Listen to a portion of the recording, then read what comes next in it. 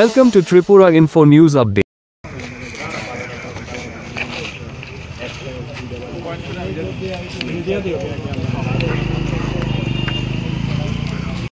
এলাকায় আবাদুল্লাহ পৌর নিগম এবং স্মার্ট সিটি লিমিটেড উদ্যোগে শহরে বিভিন্ন প্রান্তে শহর সৌন্দর্যায়ন এবং বিউটিফিকেশনের জন্য এবং পর্যাপ্ত পরিমাণ ব্যবস্থা করার জন্য বিভিন্ন ক্ষেত্রে আমরা সাইকেলের লাইট এমনিতে বিভিন্ন লাইট করা হয়। এটা আমাদের আইমাস লাইটও আজকে রামনগর 5 নম্বর 5 আর 6 বাণীবাজার বিট এবং নগর হাই স্কুল সংলগ্ন জায়গায় এটা প্রায় সময় অন্ধকার থাকতো। এই এলাকার মানুষের একটা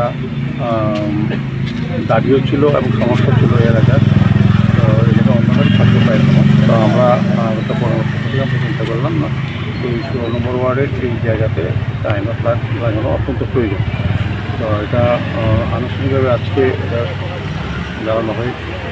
আমার আশা থাকবে যে এই এলাকার মানুষের এটা খুব সুবিধা হবে। আর বিশেষ করে আমরা দেখেছি বিভিন্ন রাস্তায় গলিতে কিছু কিছু ক্ষেত্রে নেশার একটা ক্ষেত থাকে। তো এই জায়গাটা এই আলোর ব্যবস্থা থাকাতে এই এলাকার লোকের সুবিধা হবে। যারা নেশার সঙ্গে যুক্ত তাদেরকে চিহ্নিতকরণ বা এখানে এই জায়গাটা বন্ধ হয়ে যাবে বাজে 8টাটা। তো এইভাবেই আমরা সারা আগরতলাকে নতুনভাবে সাজানোর চেষ্টা করছি।